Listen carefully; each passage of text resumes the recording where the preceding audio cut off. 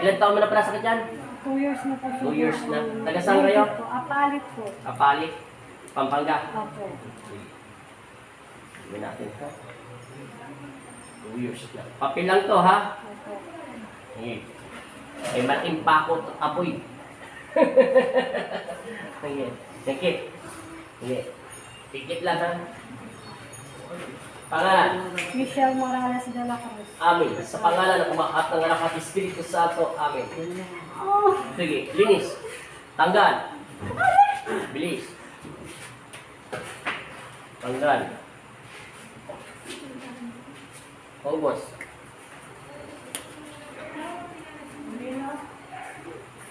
Ubos.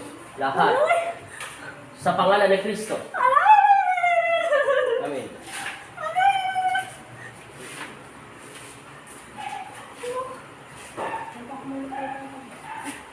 Kilala mo ba si Kristo? Kilala mo si Kristo? Babae ka lalaki? Babae po ako. Sige. Ano ang pangalan mo? Ha? Babae ka lalaki? Babae po ako. Ano ang pangalan mo? Alam mo ang pangalan mo? Ako po si Michelle Morales. Oh, sige. Kalas. Ubos. Alam ko na kung sino nakasagi sa kanya. Maligno. Maitim. Umingi ito. Kahit tawakan ko na mo. Kukunin ko na sana eh, kaso gabi na eh. Kaya mo na lang. Ibabaw ko na lang siya sa lupa. Makinig ka sa akin. Di ba naririnig mo ako? Linisin mo yung katawan mo. Gamitin mo yung kamay ng aking ama para matanggal na ito. Ako na bahala sa kanya. Gabi na eh. Kukunin ko sana siya eh. Kung hindi pa siya sumagot sa tanong ko kung anong pangalan niya, ilalakas ko yung kuryente. Unang tanong ko kung anong pangalan niya, di ba? Hindi niya ako sinagot. Pangalawang tanong ko, hindi niya pa rin ako sinagot. Huli na lang sana, pag hindi niya pa ako sinagot, huli kong tanong, kilala mo si Kristo, liliyag na yun. Mawawala na siya ng alaala. Makakausap na natin yung nalalaki sa kanya. Kaso, mas maganda, wag na, gabi na. Kaya mo na to, maligno lang naman din. Ako na bahala rito. Madali lang mawala sakit ng asawa mo. Pitik-pitik lang ginagawa ko sa kanya. Pitik-pitik lang ginagawa ko sa kanya. Nakadikit lang yung papel sa kanya. Nakita mo, nasasaktan siya, nakaganon lang ako. Kahit gusto mo, ikaw gumalaw natin. Huwag ka mag-alala ate. Lakasan mo naman loob mo. Naririnig mo ko, di ba? Opo. Isipin, may anak ka. Isipin mo yung pinakapongit, maganda mong anak. Alam mo yung itsura nila? Siyempre, anak mo siya. Sige. Alam mo yung itsura ng pogi mong asawa? O, isipin mo. Sige, linisin yung katawan ng Diyos. Huwag ka magpatalo dito.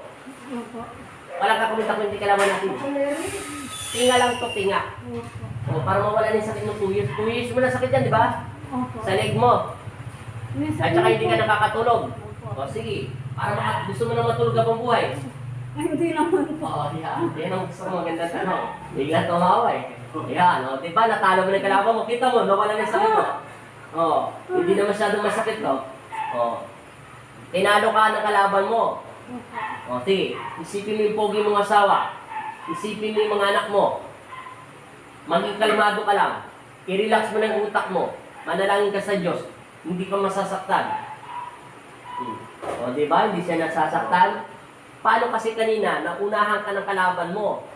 Kung hindi mo pa ako narinig, kung ulitin ko yun na 3 beses, pag hindi mo sinagot ang pangalan mo, palilibing ko to. Doon, mawala na siya ng malay. O kita mo, naisip mo yung pogi mong asawa? Naisip mo yung mga anak mo? May nakikita ka liwanag? Kahit nakapikit ka, hindi masyadong madilim. O kita mo, hindi ka nasasaktan. O, di ba? Kasi iniisip niya kanina yung sakit, kaya nag-react yung demonyo sa kanya. Yung masamang maligno. Tapos na.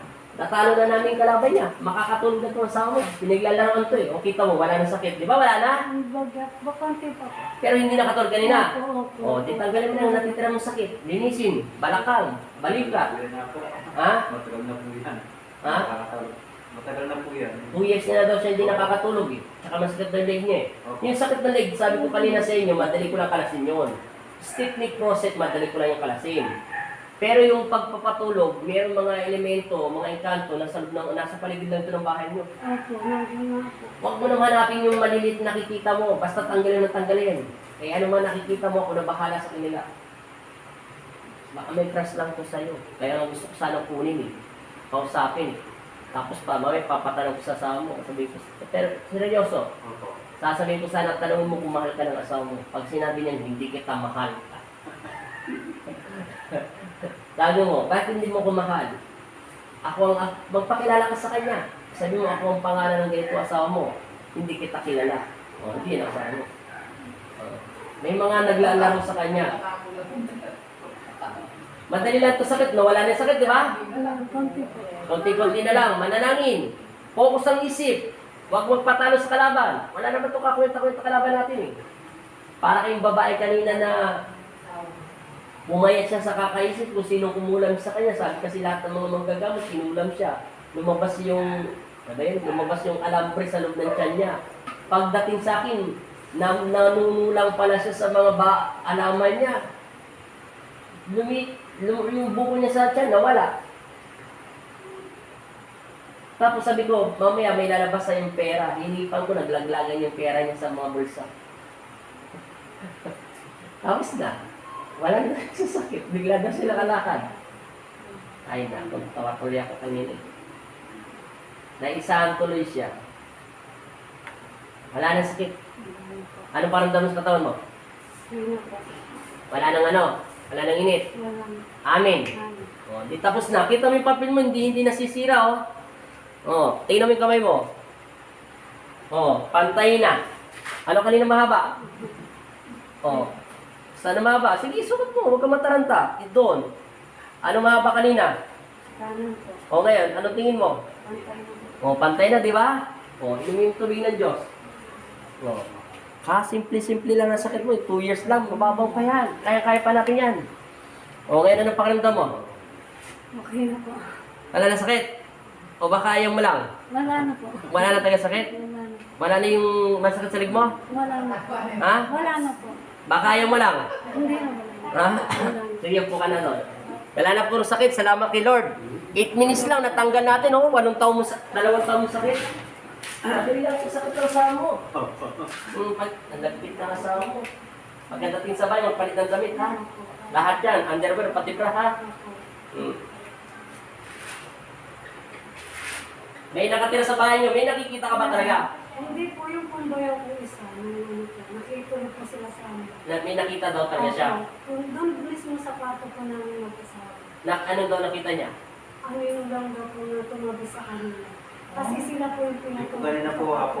Nauna po sa amin. Ako po kasi Pag natutulog yung bayo mo, doon yung pinapatulog sa kwarto nyo. Oo. Bakit sa kwarto nyo, hindi sa kwarto sa iba? Hindi po, may yung anak ko po kasi, sila yung sasakit. Dapat bisita lang sila eh. Hindi sila. Pinatulog. Nagalit yung engkanto, rintik ito, natutulog yung may-ari ng bahay, natutulog hindi yung may-ari. Ito yung pakita. May nakita daw yung bayo mo. Opo. Saka po, nagtataka po kasi kami nun ako.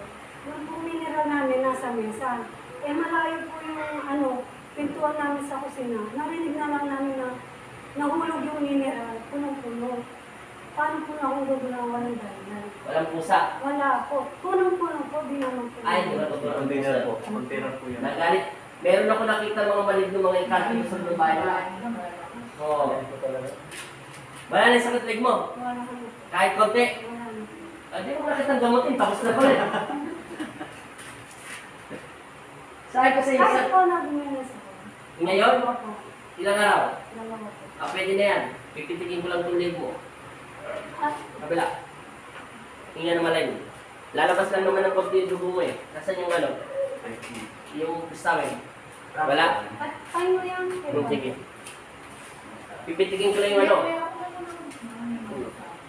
Dapat sinabi mo nagme-mens ka kanina. Pero 2 araw na ngayon, di ba? Opo. Ano pa nung mo sa leg mo? Wala na po. Wala na sakit. Wala na. Wala na yung boyfriend mo. Sabi ko na nga ba, doon ko nakikita na mayroong mga itim eh. Wala na? Tanyo yan. Tanyo yan. Pag wala, okay na, ito na lang. Saka po nagtataka po po kami. Yung cellphone ng anak ko, nag-miss call. Nag-miss mo yung... Wala naman po load, tapos tinatawagan yung isa. Ganito lang po. Wala naman po tao sa bathroom. Hindi, huwag yan. Magkakaroon ng sakit yan. Huwag na ito na, ito na. Kung walang number, kung nagre-ring cellphone ng anak mo, Opo. naku, may balikdot. Merong masamang espiritu sa loob ng bahay nyo, hindi ka malikdot. Tumatawag po sa mister ko. Wala naman po tao sa kwarto. Tumatawag sa mister mo, Opo. patay ka, meron kang ka-challenger na manliligaw na hindi nakikita. Ang ganda ng lalaki ang asawa mo. Pero ako nakikita maitim eh. Doon sa paligid ng bahay nyo, yung pala marami na pala nakakakita. Yung bahay nyo, siguro, kailangan nyo lagyan ng asin. Tanongin mo kaya po sila kung anong lalagay. Siya na lang magsasabi. May mens ka, di ba? Pipitikin ko lang ito. Ngayon na. Tapos na ito. Tatanggal ko na yung, ano, sige pa. Sige pa. Hindi, higa mo. Higa ka lang. Hindi, higa. Huwag mo buhatin ka mo. Okay. Hinga. Last pa. Hinga lang. Isang beses pa. 2 years mo ng sakit. Tatanggal na yung maligod. Sige tayo. Talagang gano'n. Hindi. Puno tayo lang sa may men's day. Yan. Pipitikin ko lang. Para hindi masyado ano. Pwede sa katawa. Okay. Anong pakiramdam? Gumahan na po. Nawala na po. Ha? Gumahan na po. Nawala na yung sakit? Kung may nakikita yung bayaw mo at mga tao doon sa paligid nyo, may sa loob ng bahay nyo, basbasa mo na lang ng holy water yung bahay nyo, ha? 2 years mo na sakit. Sabi ko sa'yo, yung stick neck mo, yung process mo, madali ka makalas. Kaso, may kakaiba talaga sa loob ng katawan mo. Kaya gusto ko makita, kaya sinubukan kita sa spiritual. May nadetect ako. Kaso, hinahanap ko yung nananakit sa'yo, nakikita ko lang mga maitim. Kaso, nasa paligid lang ito ng bahay mo. Eh, wala ka naman kinukwento kanina sa akin. Pero salamat na rin. Importante mo, wala yung sakit mo. Ibus mo itong tubig nito. Ano oras na ba? Alas 7? Alas 8? po. Ha? Apo. Gano'ng malayo pa ang bahay niyo, di ba? Mga 1 ay kalating oras po. Kalating oras, alanganin. Bukas na lang ng alas 7 ng umaga, tapos 7 o'clock ulit ng gabi. In Jesus' name, lumayas kayo masamang espiritu sa loob ng bahay namin. Sa pangalan ni Jesus, ipagpatuloy mo lang yung dasal ng Ama namin. Ha? Pag wala, pumunta ka doon sa YouTube. Hanapin mo ang Ama namin. O, pag wala ka record, doon, punta ka sa YouTube. Tapos copy-paste mo na lang. Yung basahin mo. Tapos layas, malas, pasok, mga swerte. Sa umaga. Pagkadating naman ng hapon, huwag mong palayasin yung swerte. Lumayas ang kamalasan. Umaga, papapasokin yung swerte. Paghapon, palayasin ang masasamang espiritu at lumayas sa mga malas, ha? Kaya natin kasakit. Wala na po. Kasi Kahit katiting. wala na po. Para ka lang nagdadala na wala kaya yata ang sakit eh. Amin. Hindi. Seryoso ako, meron taga doon na ano. Kung ang asawa mo may naliligo na masasamang espiritu sa'yo, hindi ko alam. Gusto ko sana siyang damputin, baka may crush siya sa'yo. Kaso, ayaw mo na. Kasi kung pupersahin ko at kukunin ko yung may mens ka, mapupersa din yung physical mo katawan. Bubulwak yung dugo mo. Kasi ito, 2 araw pa lang eh. Pero hindi pinahintulutan ng Diyos, may dahilan. Pero kung kakapipilitin ko, makukuha ko siya. At malalaman ko kung ilan ang nakatira sa loob ng bahay niyo. Kung bakit siya nang gagambala sa inyo. Baka naman yung bahay niyo hindi nililinis. Nililinis po namin. Doon ka na lang magtatanong kay Apo Sinda kung ano dapat lagay. Mga may ginto po ako. Ha? Mga may ginto po siguro. Aw? Sino ba nagsabi may ginto yung bahay niyo?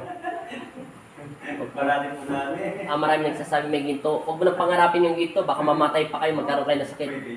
Mas maganda, yung bahay nyo, importante hindi kayo nagkakasakit. Baka pinapakilaman nyo at pinapasok yung isip nyo kaya kayo ginagambala. Sabi mo doon, pag nagbasbas ka bukas sa banyo, hindi ko kailangan ng ginto nyo. Ang kailangan ko ang katahimikan sa pangalan ng Kristo. Ang kailangan ko si Kristo, ang siyang magbibigay ng kayamanan sa amin ng buhay na walang hanggan. Hindi ko pagnanasahan sa pag-iisip ang kayamanan nyo.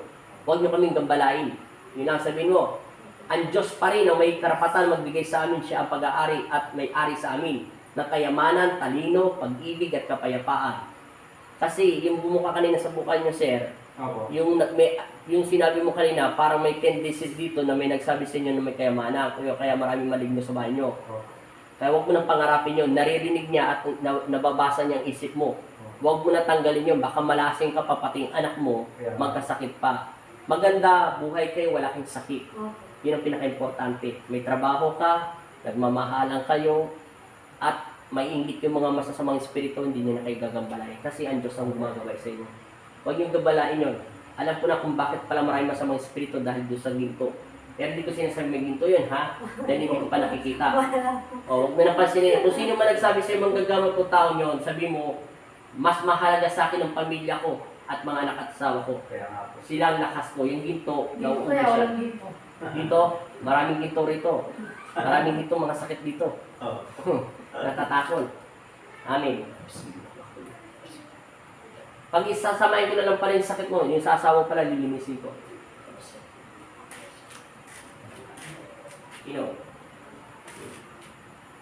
Okay na.